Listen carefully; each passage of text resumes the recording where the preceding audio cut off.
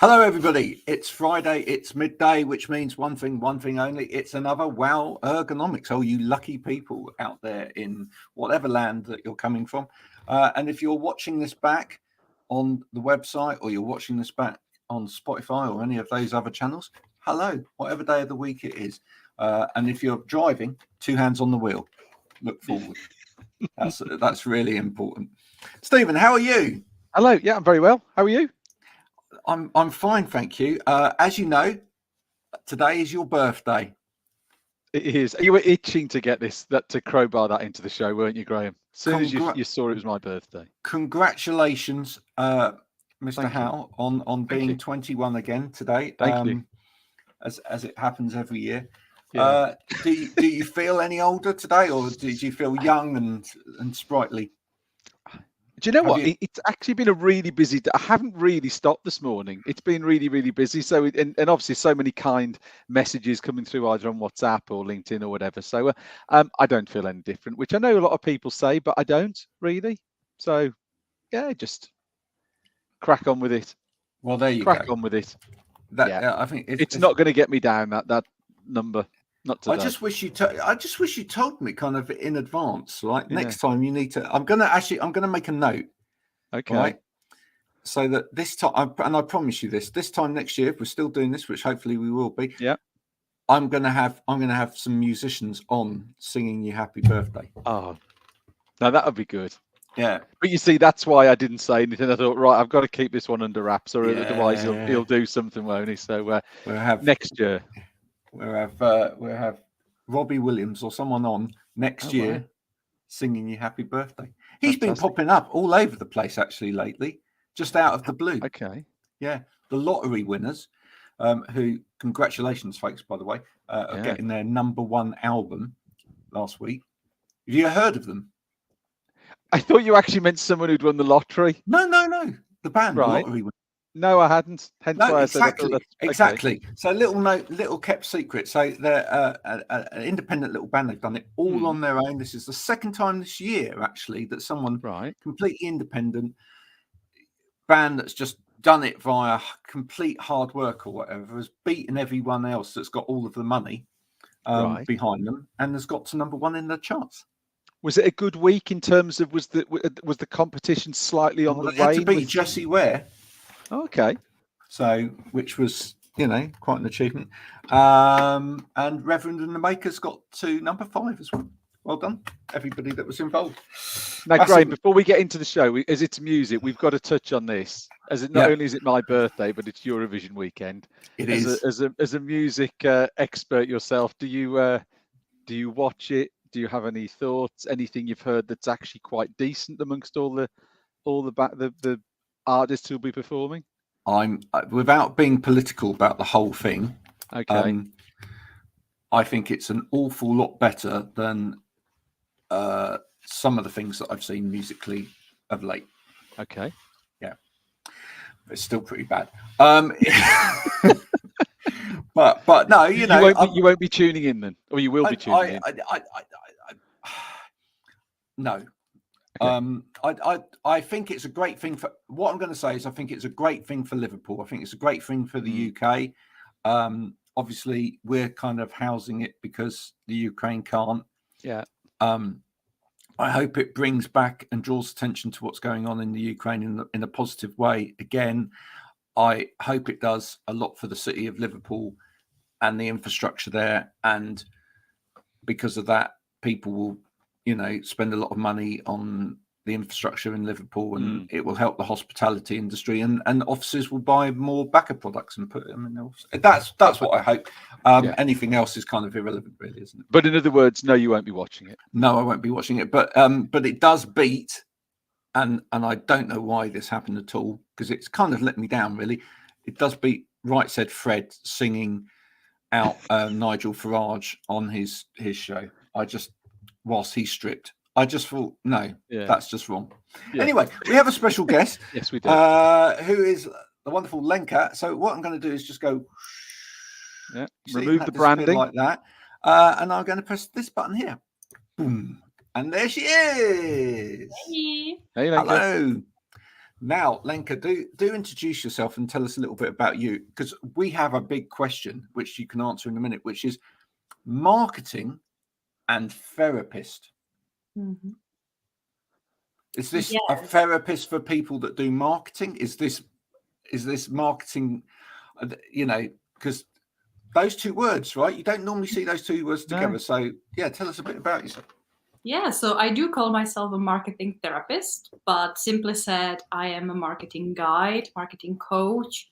I wanted to be just a little bit different. And because I work mainly with health and well-being professionals, and I am very interested in the health and well-being as an entrepreneur, as a person, and I approach marketing from a perspective of safe space to work on your feelings with marketing, because as an entrepreneur, especially coaches and health and well-being professionals who are going into business with so much of their heart and soul, and then often hitting the wall of promoting themselves, selling, marketing, then there's lots of anxiety, overwhelm, emotions. And that's where the idea came, because lots of my sessions with clients genuinely feel like a therapy, where it's less about marketing and often it's a lot more about reassuring them that that's okay, that they can take it slow, that they are doing great, and they can feel whatever they want to feel, that it's okay. I like that, because actually that is different. That is unique. I've not come across anyone calling themselves a marketing therapist before now. So, and do you feel as well that some of the people that are involved in marketing could do with some therapy themselves? Oh, I think that every marketer should have a therapist, especially if you're working in social media marketing. It's so fast-paced, always changing. Lots of social media managers are still, after years of hard work, undervalued. So I still believe that pretty much every marketer should get a therapist just for themselves, because it is a brutal world out there today. It really is. It's actually, Stephen, interestingly, it's something that I've started talking to some musicians about in the last couple of weeks, because and I'm going to be helping a few musicians with some of this, because actually you think about it, they just have to market themselves all the time. It's like it's relentless, isn't it? It's absolutely, yeah, it is absolutely relentless. And for some of them, most of them say it's a blessing and a curse. It's it's a blessing in that there's a vehicle there to get themselves out and to let people know what they're doing, but at the same time it's putting everything on the line. I don't know, have either of you two seen any of the Ed Sheeran documentary? Not yet. No. Worth a watch. Watch it. Yeah. It's incredibly emotive. But it does kind of show you as well just how his life is mad. Absolutely mad, you know. And he's gone through this personal period of tragedy where his, you know, wife had cancer, and he lost his best mate, and, you know, as his wife says in the documentary, he hasn't had time to process at all, because he's literally you know, it's not just day in, day out, it's hour by hour. He's like this, then that, then this, then that, then this, then that, you know. It's like, you know, he went to Jamal, who was his best friend. He went to his ceremony to celebrate his life in Acton in London, and the next day he's on stage in Madrid. You know, it's just how do you process anything when it's like that? So, Lenka, what are the mistakes that you see people making when it comes to promoting well-being on things like social media? I think there are two big mistakes. One is that often people see marketing as the pure self-promotion, that they go full on, I'm the savior, I'm the product, I'm the service, and I'm the best that you need to buy from me. Often then becomes very annoying and boring, so they don't put their actual customer at first, and they don't think about their content and approach with what problem am I solving and how am I actually helping people? Or they go to the other extreme, and that's what I now see a lot in the health and well-being industry, that they have learned that it's a lot about education, it's a lot about entertainment, engagement, building relationships, and then they do forget to sell. They don't feel comfortable, confident enough to actually selling, obviously. And I often say that they do the kind of a soft sell, which is still a little bit of a story, and as a caveat, have a little bit of a note. And if that's something that you struggle with, you can buy from me. And for some people that can help, but there is still the need to say obviously and state it clearly, this is what I do, this is who I help, this is who I help with, and this is how you can work with me, this is how you can buy from me. And there are two extremes, and I think we need to find a middle way of not being annoyingly salesy and just pushing our agenda out there all the time, but also having the courage. And often I see with my clients, it really needs to have the courage to put themselves out there this strongly and clearly and say, I have something amazing, do you want it? Yeah, no, that's so you've true. got a combination. You've got two extremes. You've got underselling and overselling. Yeah, exactly. So actually, no middle ground. It's pulling those extremes towards the middle, isn't it? And getting people. It's that combination, isn't it? It's that education and selling. It's that promotion and selling. That they have to sort of work hand in hand, but not with one becoming the dominant force, which is clearly the two examples you've given there. Something is becoming the dominant force in that process. And we have kind of seen that within our industry, have we not, Stephen? We have seen some people that are like, they don't understand it because they put a post out there and that post does really, really well and gets the traction because it's got the entertainment value, or it's got the, it's got the educational piece that pulls people in.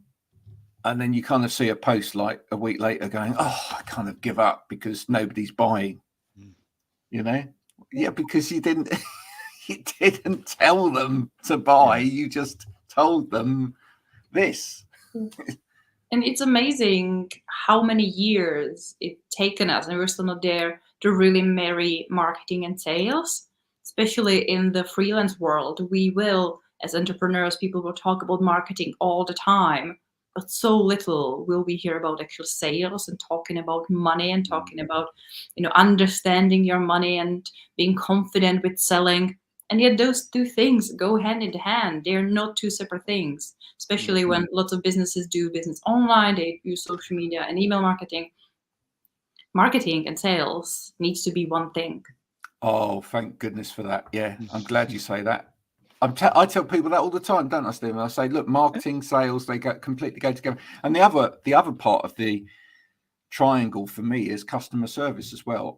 When people go, oh, well, what's customer service got to do with sales or marketing? Absolutely everything. Because if you don't react properly when something goes wrong, or when the client is like, or potential client is asking you questions about things and going, well, what, how does this work, or whatever, or that follow-up, you lose that next sale. Yeah.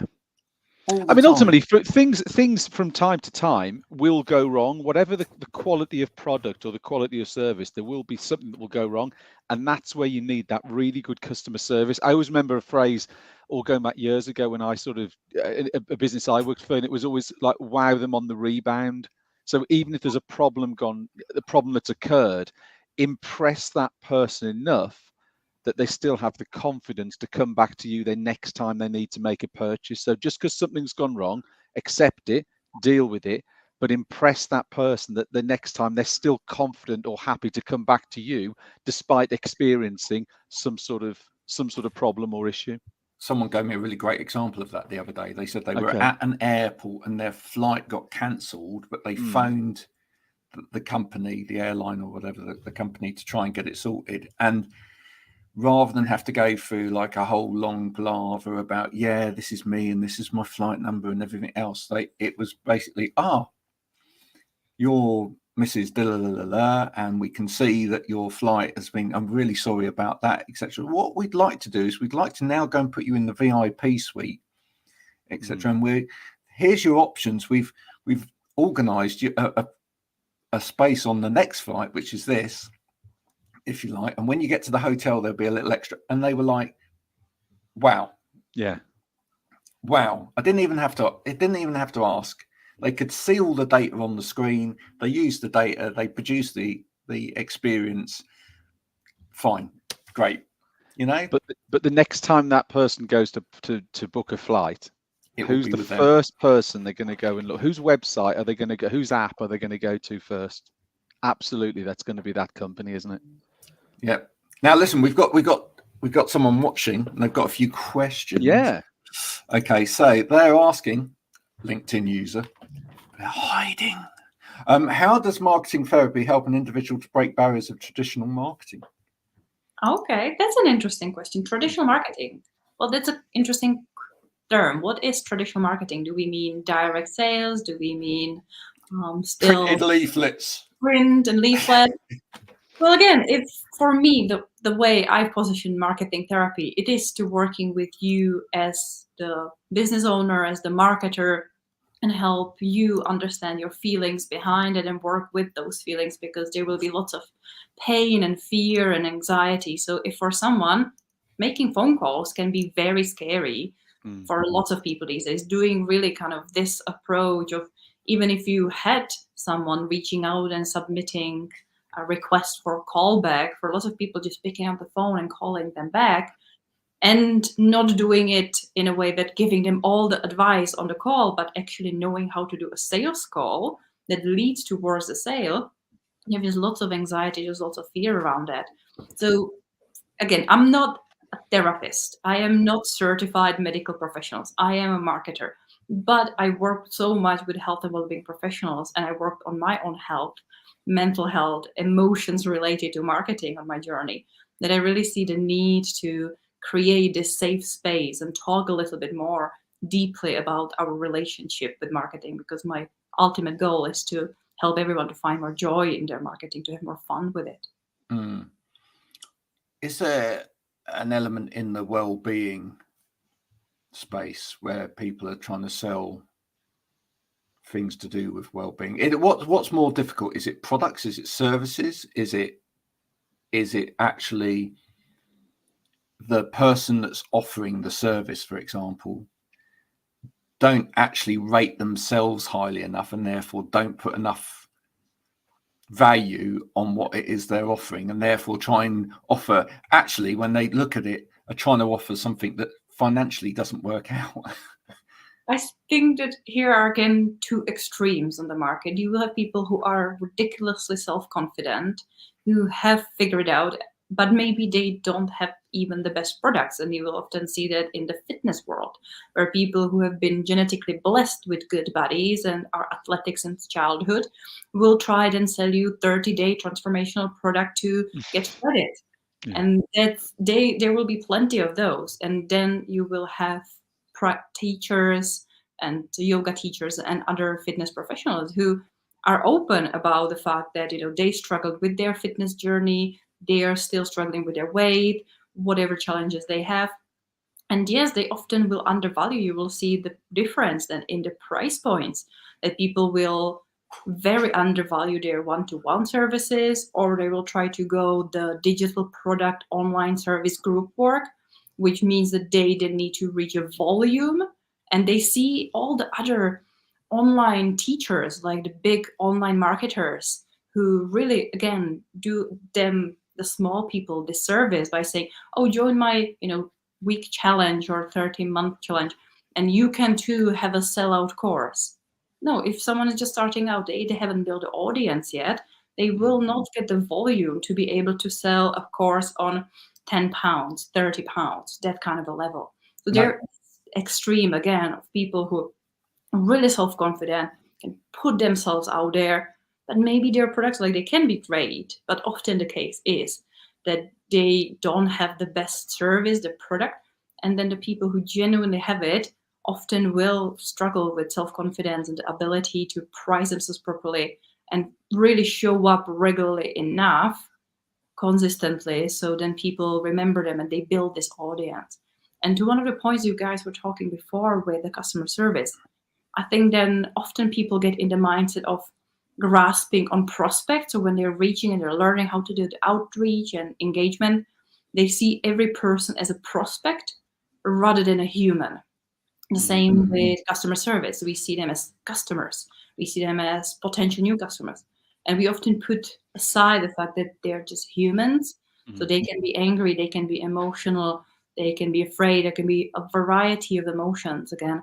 And if we treat people as just a prospect, as a number, as a lead, rather than genuinely as an interesting human being, then we're doing our business as a disservice.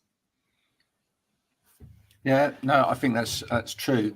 Stephen, when we bring this back to the field of ergonomics and the field of sort of assessments, etc., I mean, it's difficult, isn't it? Because some of it's public sector money, and therefore, you know, it's the public purse, and therefore it's, you know, the price is kind of an issue, etc. But there is this kind of disconnect between, I felt over the years, between sort of like, you know, the rhetoric that the industry talks about, which is that, you know, we've got to do this properly, we've got to do this professionally, we've got to make sure that we're you know, offering the best service, and we're not just, it's not just a tick box exercise and whatever. And then of course, you know, when it comes to it, it's a race to the bottom money wise, and then it ends up being a tick box exercise and everything else, because everybody does race to the bottom in order to get the business. And you just think, you know, I do like the people that try and stay really brave in that as well, and actually go, no, you can't make this cheap, because there's got to be an element of professionalism here which makes this work, you know. But to some extent, I think it's fairly rare within the trade. Yeah, it is very easy to fall into that trap of just reducing price, isn't it? But ultimately, you know, if a product or a service has a lot of investment, if it's made to high levels of quality, if it's using, you know, top-notch materials, if it's coming with, you know, long and extended sort of warranties and guarantee periods, there's a reason, there's a whole number of factors that build up that determine why a product's priced at that price. And I think it is very easy just to reduce price. If you're seen to just to reduce price, you're really missing the point of the whole product. The product, you know, whatever it would be, and it can be a service, not just, you know, not necessarily something we do or our competitors, but it can be a product or a service. If you race to the bottom, you're just massively undervaluing yourself. And then what happens the next time round and the next time? And the problem is, you know, you think a lot of things that, you know, I look as manufacturers like ourselves, if you're going to make good products, you have to go and invest in research and development. You have to go and spend time making and producing those products. That ultimately has to be paid for.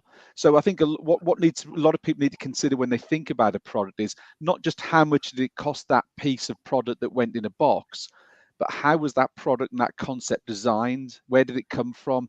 You know, there could have been 2 or 3 years work that's gone into that product, and simply by reducing the price, you're damaging sort of future investment and future developments, aren't you? Because therefore that pot, as it were, has to be there to invest, to build and innovate, and that's the where you've got to be very, very careful. Ultimately, you know, different companies, different industries will have budgets, and there are products out there that will suit all types of budget. But in all products, you have to have, you know, time and financial resource to make that investment and make that innovation. Yeah, I'd love to know, by the way, who LinkedIn user is, because your settings are set within LinkedIn so that your name doesn't show. Do let us know who you are, LinkedIn user. Yeah, coming up with some great questions. And we've got Farna says hello as well. Hello. But you know Farna? Yes, I do. There you go. Well, hi, Farna. Farna, if you've got any questions for Lenka or Stephen or myself, you know, do put them in. LinkedIn user, thank you so much for your questions so far. Yeah, Graham, I think it'd be interesting to sort of throw out to Lenka the point we've discussed numerous times around language, around, you know, particularly the word ergonomic. And I wonder the challenge that people, you know, how much that comes in your sort of sphere, Lenka, how much engagement you get with people. Yeah, semantics. Are people struggling to use the right language in their marketing? Is that something that people struggle with? And how often do they use the wrong language? And how much impact does that have simply by choosing one word over another, the impact that can have on their sort of the outcome or the success of their marketing? Yeah, it has a massive impact. And it is a problem because often we are experts in our own field and we will have a certain language, we will have a certain vocabulary, we will be using certain jargon and terms. But our customers might not have that. They might not use the word ergonomics. They might be looking, my back hurts, I need a better chair for that, or something like that. They will be using completely different language. So for any business out there, to start with marketing is to start with market research, is to really understand the customer, understand their language, how they say what is the problem, how they search on Google, what keywords do they use, and then really learn to adjust your language, to put aside some of the jargon and some of the industry lingo and use the language that the customers are using. And for that, social media is a brilliant place for market research. Because if we look in comments, if we look at people's emails, if we look at people on Reddit, anywhere where they're talking about what we do, we can really easily pick up on how they say what they say, how they talk about their pain points, how they talk about the transformation, and take those words and present it back to them. And then the effect is incredible because then our customers will be like, wow, you're reading my mind, for literally just listening. And what we've seen, Lenka, in the ergonomics field is that the word ergonomic without the S on the end has been turned into an adjective which means nothing at all. So it literally has been stuck in front of every single object that can possibly exist as a way of marketing it. It's become a marketing term, but so what it's done is it's kind of cheapened it as a term for the rest of the industry. So whereas, the industry would have perhaps seen it as a way of describing a design process to do with making that work for a human, it's now become, that's an ergonomic mug. It's like a throwaway adjective, isn't it? It's just this is ergonomic furniture polish, and we can go on. And look, why is it ergonomic? Because if I tell you it's ergonomic, you're going to buy it because suddenly it becomes better, I often say that marketers ruin everything because it is true. Because whenever there is something new and something good, then there always will be a subset of marketers who will jump on it and completely abuse it.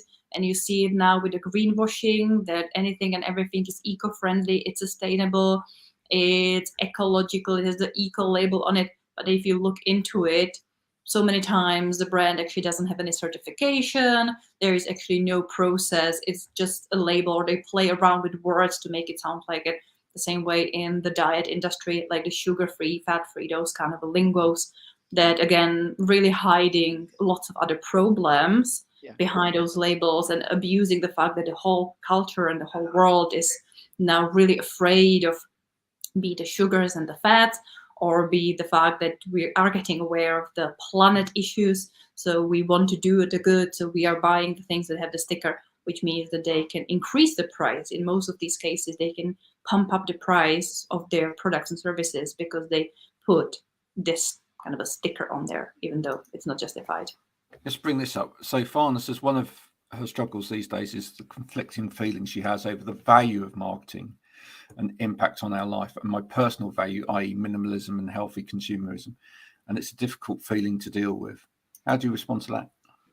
I think it really goes to doing marketing ethically. I know that Dana is also a marketer. So to anyone who is doing marketing or is involved in sales or has a business, it comes to what are your own values, and then do the marketing with those in mind.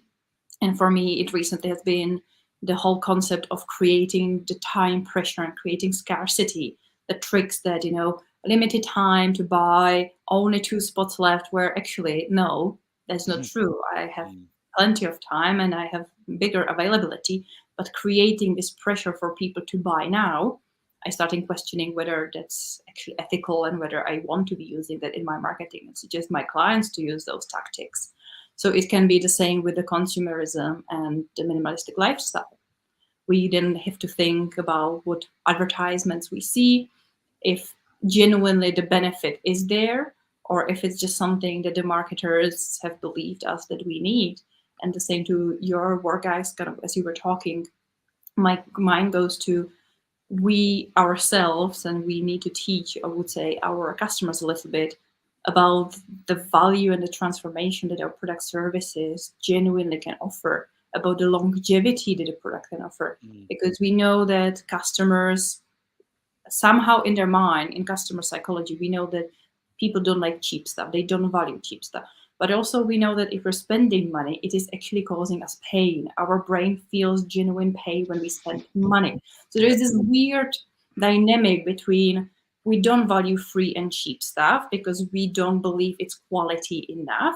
And yet whenever we need to spend more money, it really causes us pain. So we need to be reassured. And that's, again, we go back to the feeling emotions. We need to be reassured that this is the right choice. We need to be treated as humans, to see, not forcing people into something they genuinely don't need, to really be open to, leaving the sale out if we feel that this is not potentially the best choice for them, because then we would have, a nightmare customer service issues potentially. And it is on every single marketer and every single business owner to then decide what it means to do marketing ethically. I'm going to come back to Angie's point in a minute, because that's a whole new horse.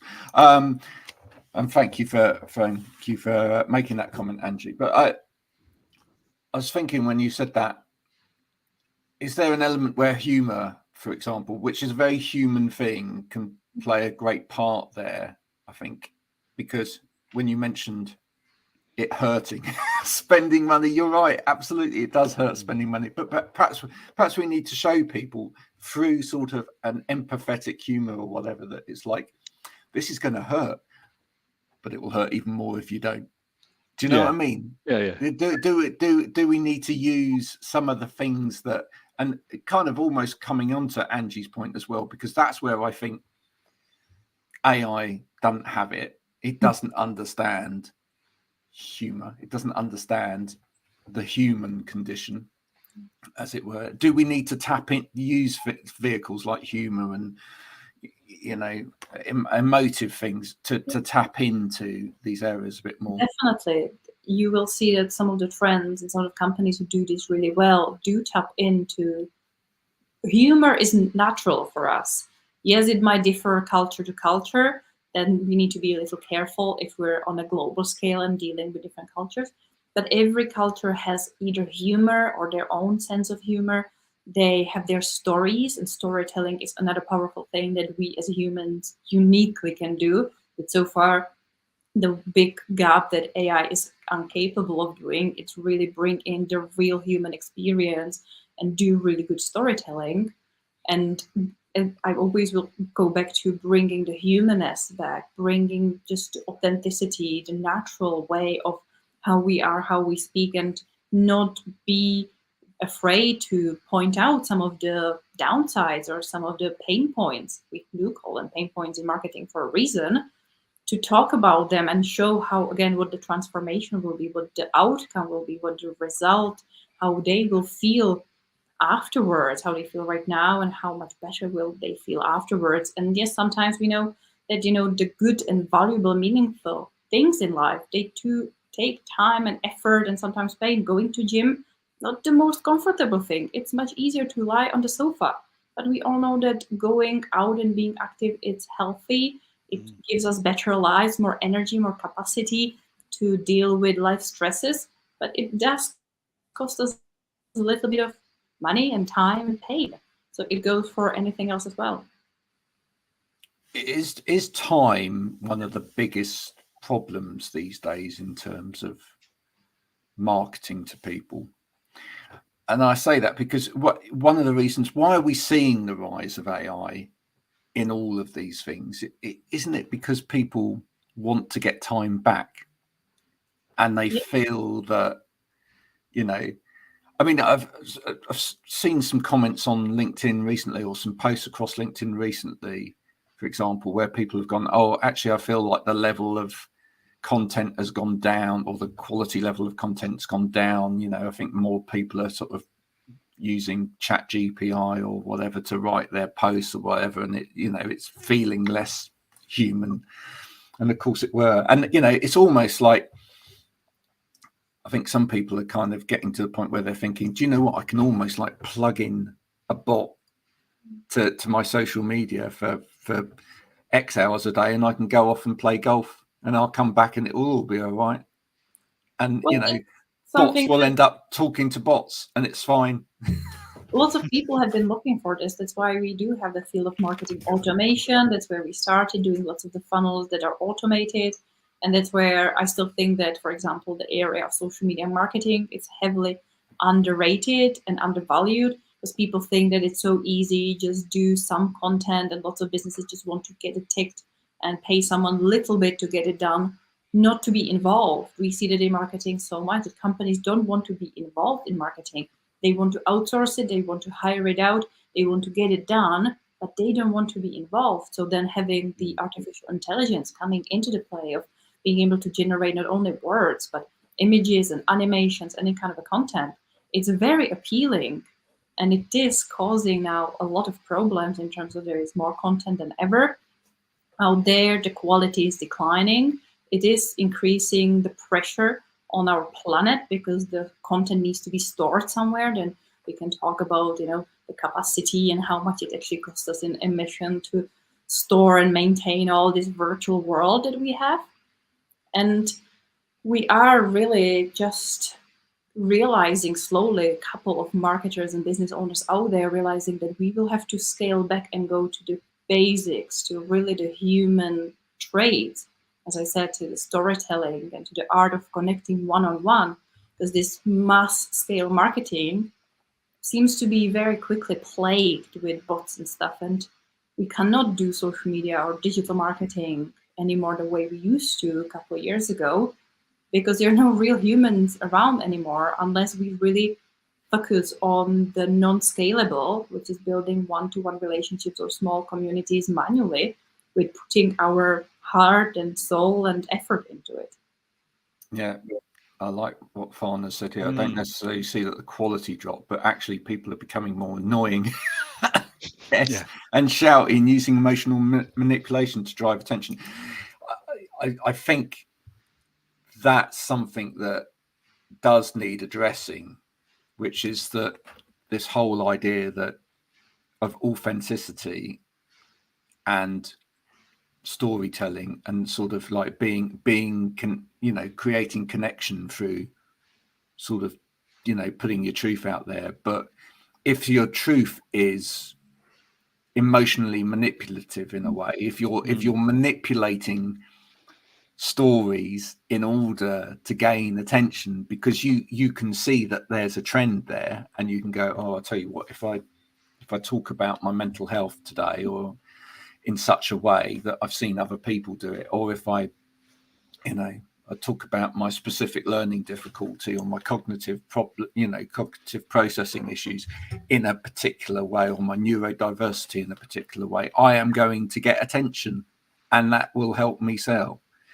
And the problem I have with it is that there are people that genuinely need to tell those stories, and if you could get to a point where you won't know whether you're hearing a genuine story or not hearing a genuine story because of other people kind of joining in. Well, you can tell if it's a genuine story often by the fact that it's not followed up. And here's my service, here's how I overcame that and turn it into a package that you can buy. Often the stories, if they're really used genuinely just to share the story and help others by providing this experience and by sharing that we're not alone in this, then often there isn't a caveat with a call to action to be like, and buy my stuff. There often it's, this is my story, thank you for listening. Hopefully someone will find this helpful. Yeah. I like to think, personally, that this is the solution. What we're doing now. Live. Conversation. Yeah. Based content. Live conversation. Yeah. And the reason that I gravitate back to it time and time again, and the reason that I think it's so strong as part of where marketing needs to go, is that you can't hide. No. Yeah? Not yet. Not yet. Yeah, maybe what With the AI, that's a scary thought where really.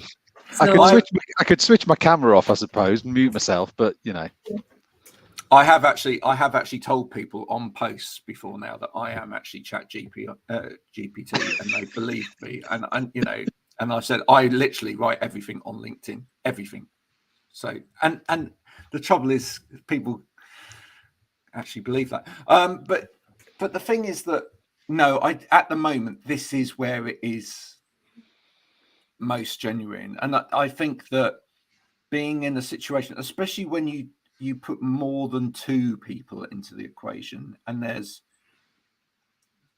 almost the opportunity to sort of actually get the answers from every side of every perspective and every side of the story, and nobody knows to some extent what's going to happen as well. Then the live thing's great because we've got people like throwing things into the ring as we talk. There is no escape from that. You know, if we even know what we're going to, we even know our stuff and we demonstrate that we know our stuff, or we don't, and we stand and fall on that. And I think that at the moment is a really important place for people to be. Do you agree with that, Lenka? Yeah, I agree that's where also we see the trend of this type of a real content coming, be it the popularity of Instagram stories, where it is designed and it works the best when it's really raw and unpolished. We see the people potentially making mistakes and stumbling, or we see your social media channels that force you to take front and back camera picture at the same time. So it's not just faking reality, but it is genuinely be real right here, right now. And it's where lots of the pre-recorded content doesn't have as much power as the live stuff has, because even if this is being recorded and then being played as a replay, it has a different power as watching it live, where you can participate and you can get your questions answered and you can share opinions and you can be a valuable member of this conversation rather than just a passive listener. And I think we do need this so much more in our society because we're so separate. I was just talking about someone the other day about how we don't talk about movies and TV series as much anymore, because with on-demand everything, there isn't the fact that we will watch something at the same time, unless it's something like Eurovision, which actually, even though I'm not necessarily the biggest fan, but I love how it brings people together. This one event brings so many different people together because we all are watching it at the same time. It's happening. It's not on demand. It's real. That's what you said, Link, though. It's live, isn't it? You can't, there's no escaping from it. So everyone's consuming it at the same time. Exactly. And what you were saying, and what you're saying as well about sort of being there in person. How many times have you been sort of given a training course to follow and you followed it online, but you think, how much better would that have been if I'd been sat in front of that person, interacting and engaging? Otherwise, it's just scripted and it's rolling and it's rolling. So they could be delivering exactly the same message, but those two slight differences in format just make it so much more engaging and absorbing, don't they? So like you say, there's no real place to hide with something that's live. You either know your stuff or you don't. You know, we're having a conversation here and we all know what we're talking about, and therefore it's a comfortable conversation. But someone who doesn't and has maybe sort of got a facade there, this type of experience sort of to a degree exposes them, doesn't it? Because there isn't anywhere, there isn't a pause button, there isn't a there's an edit afterwards where you throw a question at me and I will be like, well, actually I don't know, I will ramble. Well, sometimes I will ramble, but it's just us being human. Yeah. And Stephen, the more I was thinking about it as we talked about that, I was thinking actually there is a massive gap here within the ergonomics industry. Because actually what I see at the moment from most of the people, everyone out there in the ergonomics sector, is actually either people producing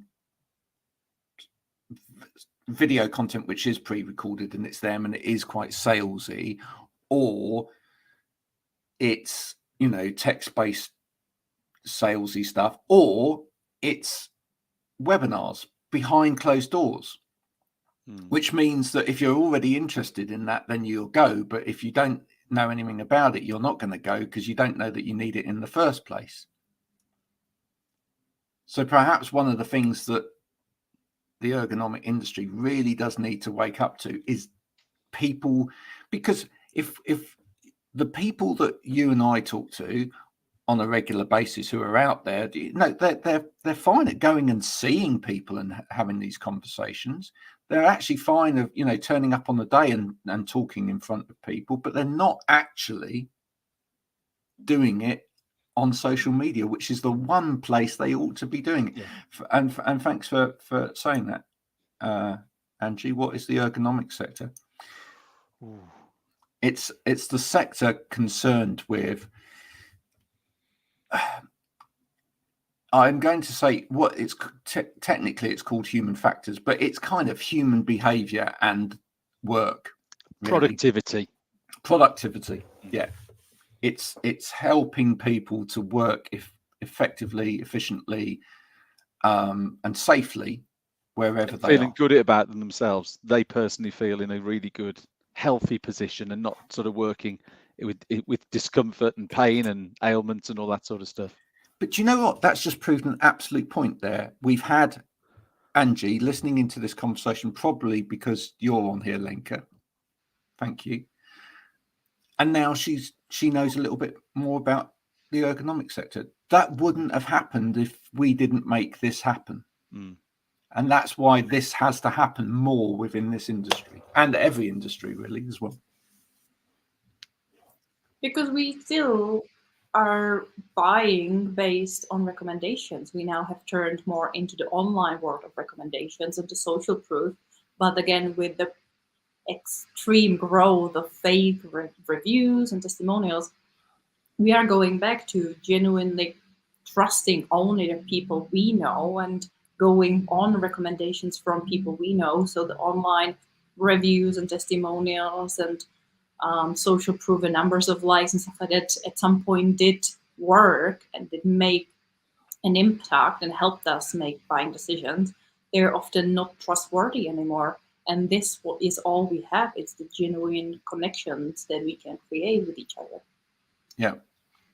The other thing we need to work on, Stephen, is getting to our industry and getting our industry to stop just tuning in. I don't just mean to this show, but I do mean to this show. Getting our industry to just tune in when it's somebody on the show or it's something to do with the ergonomic sector, right? Because we really need people within our sector to hear the message of people like Lenka. Yeah. And I think we've had some really great conversations in previous weeks and today with people that really understand what's going on in terms of marketing and the greater, the greater good.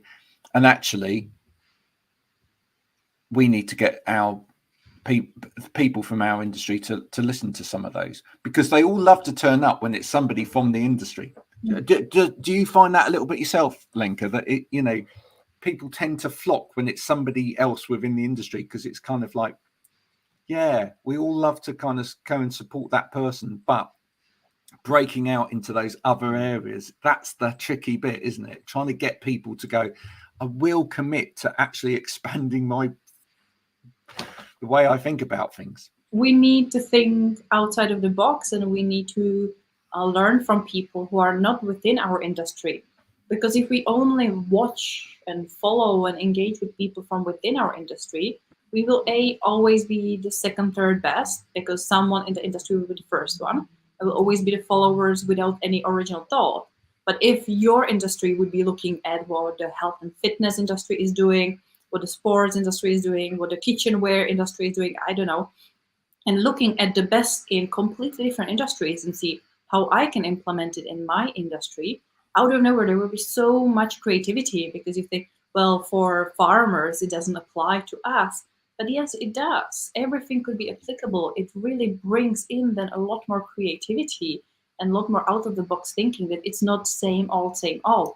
And you touched on it before with all the trends. We just see the trends working, so we jump on the trend, we try to milk it rather than having an original thought and going with something completely out of there, completely wacky, that's just genuinely something that brings us joy, makes us fun, and it will bring on board people like us who enjoy that. And I think the likability factor, the kind of be someone's favorite because of who you uniquely are as an creator, as a business owner, as a company, as a brand, rather than trying to be the best, because being the best is very hard to define. But being favorite all immediately creates this warm feeling in your heart, because we all can agree or disagree on who is our favorite. I totally agree. We got a big yes, by the way, for all of that go. from Fana. I think we need to put on to the wish list for 2023, Stephen. I know we created one towards the end of 2022, and I think we've started to do some of the things already. But what we need to do is we need to put on a wish list that at some point you and I need to do a wow live with a group of people from the sector to tell them and go, you need to be doing this. And actually, one of the things we could do is we can actually take some of the snippets from some of the guests that have been on while they've been talking about this and actually play them back and make them listen to it and go, listen, you're being told here. This is great advice from people that really know their stuff around marketing. One of you can be a disruptor in this industry, and the first person out of the box gets the prize. And then they'll all do it, of course, because as soon as you tell people that, they're like, well, better do it. It does start with a mindset. It starts with changing the mind to, well, these are the boundaries that always been here. This is how we've always done the business, and these were the results we've always got. To know anything and everything is possible. We don't have to fit into certain guidelines. Yes, it's great to have a strategy and have a plan and understanding of that. But when it comes to the execution and when it comes to actually delivering those campaigns, I would say just go out and go wild, because it really makes all the difference if we're doing something just different and fun than if we're following all the trends and just all being the same. Stephen and I were even just talking about this yesterday, weren't we? We were actually saying that, there was a particular industry that actually Stephen, was talking about targeting, etc. And I said, next year you need to be at this show. Yeah. Rather than being at a health and well-being show and expecting people from those industries to come over to your space and inhabit your space. Go to their shows. Go to their shows. Be at their shows. Be in their space. Because at the moment, nobody from this industry is there. Yeah. We were doing that. It's mental. It's absolutely mental. And if we can all start doing that a little bit more, if we work on collaborative content more, that's where we'll get the results. Absolutely. Because, as we blend together and as we understand each other's industries, etc., then that's where we understand exactly what it is that our clients want, and we will properly understand the pain points, and then we will actually properly be seen as the solutions. And there endeth the lesson for today. And I think it's a nice closing lesson to stop working in silos and stop really just focusing on your own thing and look at life and work and marketing and sales and everything more holistically and bring it all together, because it's just one life. Like me as a professional, me as a marketer, me as a human, me as a person, it's just one person, and we all have this. So it needs to be all connected. And I think it's interesting to see lots of the industries are niching down, but yet lots of the industries are going back to just getting more general and more open and more integrated with things. Absolutely. Lenka, you've been an absolutely splendid guest. Thank you. Really enjoyed it. Yeah, super. Really good. Good stuff. And some great guests, some new guests as well have come across with some great comments.